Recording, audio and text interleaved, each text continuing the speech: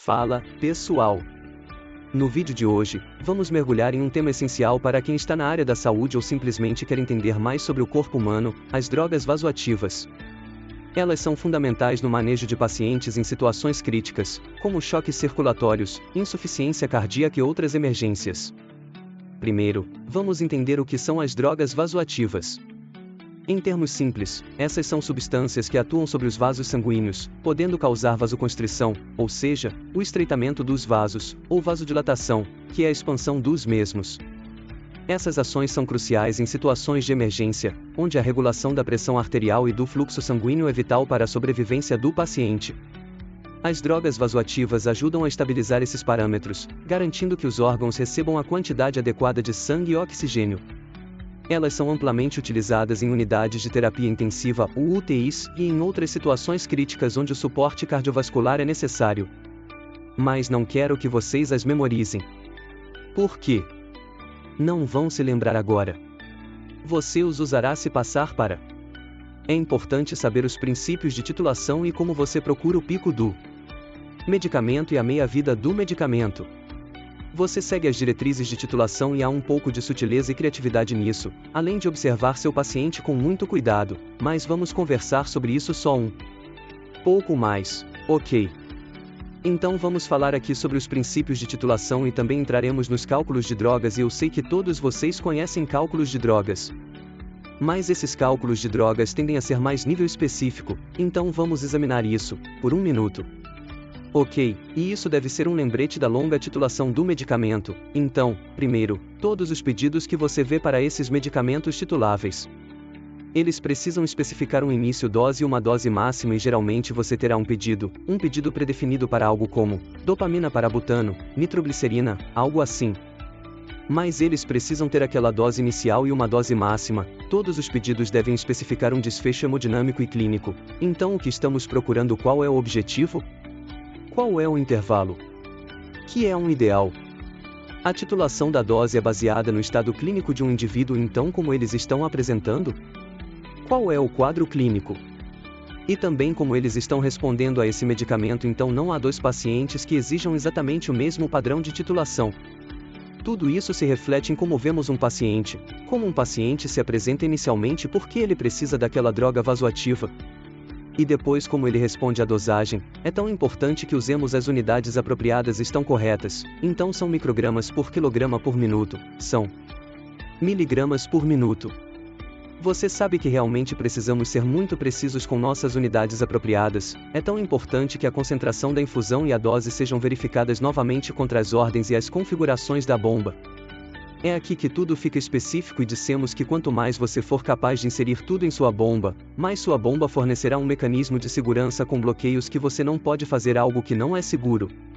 Embora você ainda possa titular de maneira insegura, então tenha cuidado com isso, mas é realmente essencial que você verifique isso, porque pequenos pedaços disso, pequenas quantidades dessas drogas podem ter um impacto muito significativo. E novamente lembre-se de que finalmente falamos sobre isso quando fizemos uma de nossas conversas de domingo, que as drogas vasoativas estão olhando para os receptores alfa-1, beta-1 e beta-2. E vou falar sobre isso em um segundo, em um momento posterior. Então vamos, repasse isso mais uma vez. Então os principais alvos quando estamos usando todas essas drogas vasoativas são dopamina, butano, nitroglicerina e neosina eferente, que estamos olhando para os receptores de dopamina alfa-1, beta-1 e beta-2, então vamos ver o impacto que temos. Esperamos que quando olhamos para aqueles alfa, eles estão localizados nas paredes de nossa vasculatura, certo? E quando os usamos, isso causa vasoconstrição, então imagine-se. Você tiver uma pressão arterial baixa relacionada a esses vasos, ou seja, perdendo tônus. Então se dermos aquele medicamento alfa-1 adrenérgico que vai estimular a vasoconstrição de nossos vasos sanguíneos, eles também têm receptores em nosso coração. E dentro de nosso coração, quando damos esses medicamentos, eles podem aumentar a duração da contração. Então uma contração mais longa sem diminuir a frequência cardíaca, e isso é muito importante, então não estamos diminuindo a frequência cardíaca. Mas temos uma contração mais longa. Uma contração mais longa significa que temos um fluxo maior e temos mais sangue sendo bombeado, aumenta a cada contração, então temos um melhor tempo de preenchimento do tempo de afiliado. E então aquela contração, então os receptores beta, então esse foi o alfa. Os receptores beta são encontrados no coração e eles causam um aumento na força de contração. E lembre-se que alfa aumentou a duração da contração e também aumentou a vasoconstrição do beta 1, aumentando a força de contração. E em 1 minuto há uma taxa de contração, aumentando a força de contração, aumentando também a taxa de contração, mas com vasoconstrição mínima. Então você vê como essas drogas já não são iguais, são elas, e também temos alguns receptores beta 2 que são encontrados em nossos vasos sanguíneos e pulmões. Então beta 1 está em nosso coração, o que causa aumento na força de contração de nosso coração e na frequência de contração. Os receptores beta 2 são encontrados em seus vasos sanguíneos em nossos pulmões e causam vasodilatação e broncodilatação. Então a vasoconstrição alfa aumenta a duração da contração beta 1 localizada em nosso coração e aumenta a força de contração e a taxa de contração dos receptores beta 2. Quando estimulamos aqueles que estão nos vasos sanguíneos dos pulmões e eles causam vasodilatação e broncodilatação, então você vê como o beta 2 é oposto ao alfa 1. E finalmente temos os receptores de dopamina e esses são encontrados em nossos rins, nosso sistema renal, nosso sistema mesentérico e cerebral. Então os leitos vasculares podem causar vasodilatação, existindo também um subtipo de receptores de dopamina que causa vasoconstrição e que induz a liberação de norepinefrina. Você realmente precisa entender esses receptores de dopamina, ok? Temos exemplos de tipos de drogas, que você teria todos os tipos de tabelas de drogas vasoativas e como você as titularia na taxa inicial, o típico limite inferior e superior proposto, em titulações. No tocante ao mecanismo da elevação da pressão arterial, causado pela adrenalina, é devido a uma ação direta no miocárdio, com aumento da contração ventricular, ou seja, inotropismo positivo, um aumento da frequência cardíaca, ou seja, cronotropismo positivo e uma vasoconstricção em muitos leitos vasculares. Seus efeitos são diferentes, quando a droga é administrada por infusão intravenosa ou injeção subcutânea, sendo que a absorção por esta via é mais lenta devido à ação vasoconstritora, local, causada pela adrenalina. No miocárdio, a adrenalina exerce uma ação direta sobre receptores beta 1 do músculo, células do marcapasso e tecido condutor. A FC e o ritmo quase sempre são alterados. A sístole torna-se mais curta e potente. Este é apenas um exemplo onde temos a dibutamina, a dopamina e a epinefrina, temos um pouco de levatolol. Dessa forma, qual seria seu trabalho? Este é um inibidor alfa 1, se for um alfa ou for um beta 2 agonistas, seu trabalho seria entender onde estão esses receptores alfa ou beta e como e quando os impactamos ocorreram de uma forma positiva.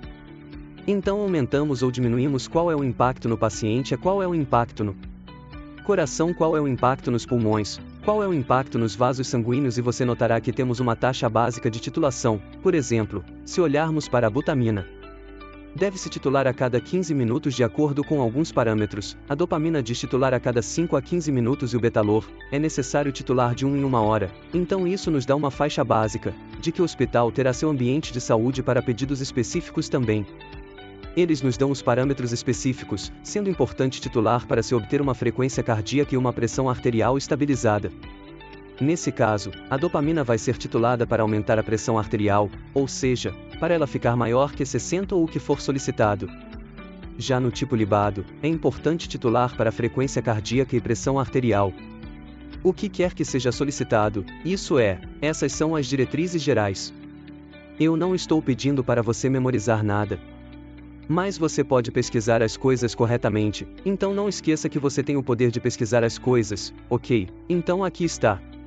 É realmente importante reconhecer que os medicamentos vasoativos são os medicamentos que recebemos são indicados quando a pressão arterial sistólica cai mais de 30 mm de mercúrio em relação à sua linha de base. De modo que sua pressão arterial sistólica cai mais de 30 mm do normal ou do que foi registrado anteriormente para você, ou uma média ou duas opressões.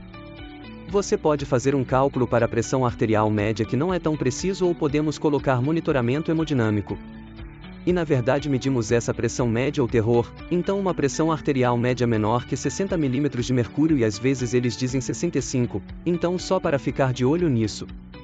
Ou quando há evidência de disfunção de órgão final, por exemplo. Você pode não ter produção urinária ou pode ter uma enzima hepática elevada, algo assim. Que lhe diz que há uma indicação para disfunção de órgãos-alvo. E também é crítico que antes de começarmos essas drogas vasoativas, alguém está com pressão arterial baixa, antes de dizermos tudo bem. Vamos aumentar a dopamina e aumentar a pressão arterial. Precisamos fazer isso, uma reposição de fluidos, levando a uma hipovolemia. Sempre tem que ser concluído antes de começar essas vasopressinas corretamente. Porque se o problema for hipovolemia, a solução é gerenciar o status do volume de fluido corretamente, então vamos acabar perseguindo nossos rabos de uma forma muito devastadora. Então corrija qualquer déficit de volume de fluido antes de passar para o uso de vasopressores. A bomba precisa ser rotulada, o local precisa ser rotulado. Um saco está rotulado, tudo isso, todos os remédios são compatíveis, sempre temos aquele bolus ou mini saco de linha disponível e está bem rotulado, então temos sempre uma linha que posso usar imediatamente.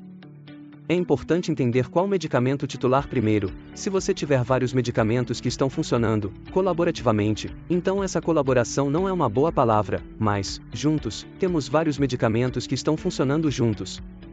Precisamos saber qual é o que titulamos antes de passarmos para o próximo. Digamos que tenho 2 medicamentos para suporte para a pressão arterial. Qual é o que vou titular primeiro?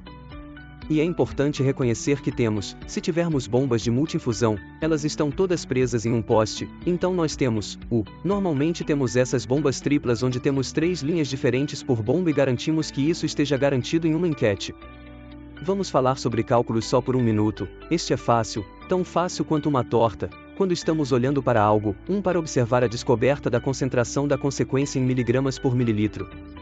Olhamos para a quantidade de medicamento na bolsa em miligramas e olhamos para o volume total na bolsa e, neste caso, na verdade, seria uma garrafa, então tenho nitroglicerina com 25 miligramas e está em 250 mililitros de D5, certo? Então com licença 25 mg em 250 ml é igual a 0,1 mg ou tendemos a conversar agora porque vai ficar confuso se for muito nos pontos falamos 100 microgramas então 100 microgramas por 1000. E vamos passar para outro, quando estamos olhando para uma dose por minuto, então temos novamente a concentração na bolsa e isso é miligramas por mililitro, acabamos de fazer isso no último slide vezes a taxa de infusão acima de 60. Vou lembrá-lo que recebi um relatório e alguém disse ok, sua procainamida está funcionando a 30 ml por hora, preciso saber qual é a dose que está sendo infundida. Nesse sentido, vou começar com o meu, já descobri qual é a concentração, o compartimento. No saco está em miligramas por mililitro. Certo, e chegamos a 4 mg por mililitro, vou multiplicar isso pela taxa de infusão e eles me disseram que são 30 ml por hora e vou dividir isso por 60 minutos por hora. E isso me dá 2 mg por minuto.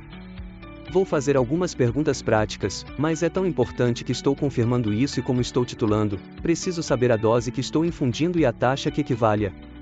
Ok, está interessante, vamos fazer microfones por quilograma por minuto e vamos fazer 2 coisas diferentes, então queremos microgramas por quilograma por minuto, o que é muito comum em drogas vasoativas. Estamos analisando nosso peso corporal em quilogramas vezes a dose, e isso será microgramas por quilograma por minuto dividido pela concentração da droga em microgramas por mililitro e isso nos dará a taxa de infusão em mililitro por minuto. Multiplicamos isso por 60 minutos por hora e obtemos os mililitro por hora. Digamos que eu queira 5 microgramas de dibutamina por quilograma por minuto para um paciente de 60 kg, então vamos analisar o peso corporal 60 kg vezes a dose de 5 microgramas por quilograma por minuto. Dividido pelas concentrações do medicamento, lembre-se de que esse foi o primeiro cálculo que fizemos nesta apresentação que foi assim que determinaríamos quantos microgramas por mililitro na bolsa e isso e para a estreia são 2000 microgramas por mililitro. Vamos dizer que obtemos o valor igual a 0,15 ml por minuto vezes 60 minutos por hora que é igual a 9 ml por hora, desculpe, a notação está errada, é 0,15 ml por minuto vezes 60 minutos por hora é igual a 9 ml por hora. Diante disso, temos 60 kg paciente, sabemos que estamos começando com 5 microgramas por quilograma por minuto, então 60 vezes 5 e temos todos os nossos fatores lá. Diluição do medicamento, vamos dividir isso pela concentração do medicamento que temos já foi calculado ou talvez fornecido a você. Para a dibutamina são 2000 microgramas por mililitro no saco misturado, isso vai nos dar 0,15 ml por minuto e sinto muito, os moinhos por minuto, esse é o minuto, é este coisa aí, então 0,15 ml por minuto, mas eu quero saber qual é a taxa de infusão por hora. Então multiplico isso por 60 minutos e sinto muito que haja um erro lá 60 minutos por hora. E isso me dá 9 ml por hora. Para um paciente de 60 kg, eu estou administrando 5 microgramas por quilograma por minuto de dobutamina. A taxa por minuto é de 0,15 ml por minuto. E a taxa horária é de 9 ml por hora. Há também algo chamado fator de cálculo e se calcularmos o cálculo fator, é uma forma de retroceder apenas para descobrir qual é a dosagem se eu souber a taxa. Por exemplo, se eu tiver uma dose em microgramas por quilograma por minuto dividida pela taxa de infusão, recebo um fator de cálculo. Lembre-se da última vez que descobrimos isso, dobutamina 5 microgramas por quilograma por minuto em um paciente de 60 kg era 9 ml por hora, acabamos de fazer esse cálculo, então se dissermos que 5 microgramas por quilograma por minuto são 9 milhas por hora, então dividimos isso por 9 ml por hora, obtemos um fator de cálculo de 0,556. 5 microgramas por quilograma por minuto e ele está rodando a 9 milhas por hora, então dividimos por 9 ml por hora, nosso fator de cálculo é 0,556, então digamos, em vez disso, eu entro e a intravenosa está definido para 18 milhas por hora ou 15 milhas por hora ou qualquer outra coisa, o que posso fazer é multiplicar qualquer que seja o moinho, em mililitros por hora. E posso descobrir qual é a dose, então vamos lá, vou ligar minha calculadora, digamos que é algo difícil 15, ok, não seria, mas digamos que temos 15 ml por hora vezes meu fator de cálculo 0,556. E isso me diz que na verdade, são 8,34 microgramas por quilograma por minuto, então é aí que posso ver os milésimos por hora que estão funcionando na minha bomba, posso usar o fator de cálculo que determinei e que me informa sobre a nova dose, não vou perguntar sobre isso é apenas para informar que essas são maneiras diferentes de calculá-lo, não se preocupe com isso, apenas para ajudá-lo a entender que existem muitas abordagens e você as seguirá. Aqui estão alguns exemplos, como a dopamina de 5 microgramas por quilograma por minuto pesa 60 kg, a concentração de dopamina é de 400 mg em 250 mil, desculpe erro de digitação de D5W, então temos 60 kg vezes que é o peso vezes a dose 5 microgramas por quilograma por minuto dividido por 1.600 microgramas por mililitro no saco é igual a 300 vezes 60 iguais e acabamos com 11,25 machos. Vamos tentar outro. Não temos outro aqui, mas tem um inteiro, acho que tenho 4 exemplos ou 6 exemplos que estou enviando para você. O que você verá com frequência é um gráfico de titulação, fazer todos aqueles cálculos de drogas leva um pouco de tempo. Não é? No caso do neurotransmissor noradrenalina, que é precursor da adrenalina, possui atividade tanto no receptor alfa, como no beta-1 adrenérgico, apresentando ainda pouca ação sobre receptores beta-2. Dependendo da dose utilizada, pode gerar aumento do volume sistólico, diminuição reflexa da FC e importante vasoconstrição periférica, com aumento da pressão arterial. A contratilidade e o metabolismo cardíaco também aumentam se o aumento da pós-carga for tolerado pelo ventrículo. A noradrenalina é também um potente vasoconstritor visceral e renal, o que limita sua utilização clínica. É também vasoconstritora sobre a rede vascular, sistêmica e pulmonar. Não se preocupe, eu realmente quero entender. Para que você entenda o quão precisos precisamos ser com dosando com nossos cálculos, precisamos estar confortáveis e confiantes, e à medida que avançamos para a alta acuidade, os medicamentos são ainda mais potentes, e há um nível muito mais alto de sutileza nesses cálculos, as bombas irão ajudá-lo a muito, você usará sua calculadora o tempo todo para obter precisão. Mas precisa entender como esses cálculos são feitos, porque você pode inserir qualquer coisa em sua calculadora e acabar com algo errado. O mais importante, use traçar um gráfico de titulação, se estiver disponível, use o cálculo para confirmar, use a assistência de outra enfermeira, se você estiver trabalhando com outra enfermeira. É importante sempre checar e fazer uma segunda verificação ou peça para outra pessoa que faça uma segunda verificação, peça a essa pessoa que faça isso de forma independente, para que você realmente tenha tudo bem. E finalmente use seus recursos, farmácia, enfermeiras seniores, até mesmo médico verificando as doses se algo não parece certo. Questione, pergunte e questione, ok, acho que é isso. Em um gráfico de titulação, olhamos para colunas que possuem pacientes de 75 a 80 kg, ou 85 a 90 kg, ou 95 a 100, você entendeu? Você pode apenas pesquisar, é isso. Se você gostou do conteúdo, não se esqueça de deixar o like, se inscrever no canal e ativar o sininho para não perder nenhum vídeo. E se você tem alguma dúvida ou sugestão de tema, deixa aqui nos comentários que a gente vai adorar saber. Até o próximo vídeo.